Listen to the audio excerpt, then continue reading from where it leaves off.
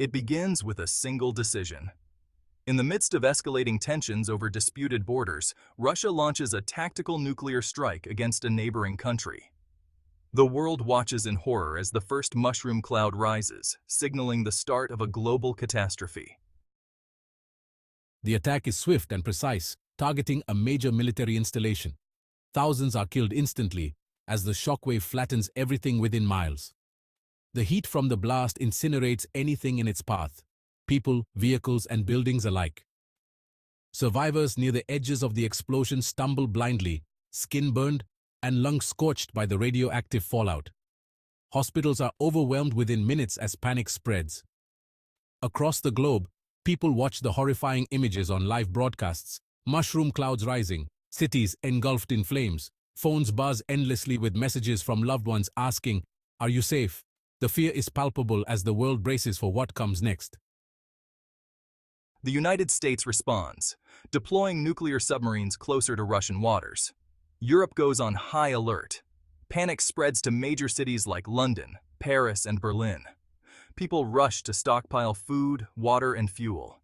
The shelves are emptied in hours. Traffic jams clog highways as families try to flee urban centers. Many have nowhere to go. In Moscow, citizens are told the strike was necessary for national security, but the truth can't be hidden. Thousands gather in subway stations for shelter, their faces pale with fear as rumors of retaliation spread. Radiation sickness begins to appear in those near the initial strike zones: vomiting, bleeding, and hair loss. The hospitals are already overrun, and there's no escape from the contaminated air. Day 3. NATO retaliates, targeting Russian military command centers with precision strikes. In a coordinated attack, U.S. forces eliminate key leadership figures, including Vladimir Putin. But instead of calming the situation, chaos erupts. Russia's power vacuum triggers infighting among military elites.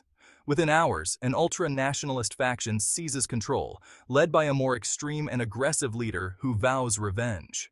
The new leader orders widespread nuclear strikes on Western Europe and parts of the United States.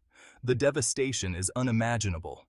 Cities like Paris, Berlin, and New York are obliterated in seconds, their populations vaporized by the explosions. Those further out suffer slow, agonizing deaths from radiation poisoning, burns, and collapsing infrastructure. Survivors are trapped under rubble, calling for help that never comes. The air fills with an acrid stench of burning flesh and ash. The cries for help, they never stopped. People were buried alive, and the air was thick with the smell of death. It was a nightmare. Week 1. Global infrastructure collapses. EMPs from the nuclear detonations disable power grids, plunging billions into darkness. Without electricity, water purification plants fail, and food supplies spoil. People scramble for whatever resources remain, fighting for bottles of water and canned food in looted stores. In the streets, chaos reigns. Riots break out as people fight to survive. Families are torn apart as parents sacrifice themselves to protect their children from radiation or starvation. The air is thick with ash and radioactive fallout, causing coughing fits and slow suffocation. Children cry, their faces streaked with soot, while parents whisper hollow reassurances they no longer believe. The scenes were unimaginable. People fighting over scraps, children crying for food, and parents doing anything they could to keep their kids alive. It was pure chaos. Month 1. The survivors begin to realize the full scope of the disaster. Crops fail as soot and debris block sunlight.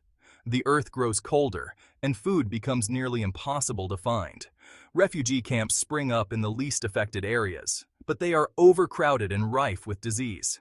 Malnutrition and dehydration kill as many as the radiation does. The psychological toll is devastating. Survivors are haunted by memories of their loved ones, by the screams they heard, and the sights they can't unsee. Many break down, unable to cope with the loss of everything they once knew. In the silence of the fallout-ridden wasteland, despair becomes as deadly as the radiation itself. I remember the screams, the faces of people I knew gone in an instant.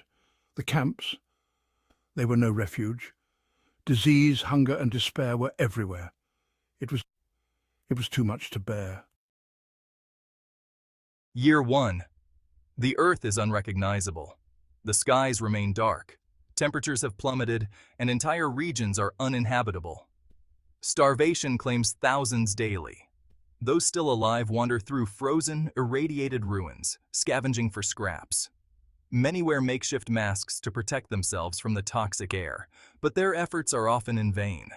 Families huddle together in makeshift shelters, hoping for warmth in a world that grows colder every day. Children, too young to understand, cry for food that doesn't exist. The lucky ones die quickly.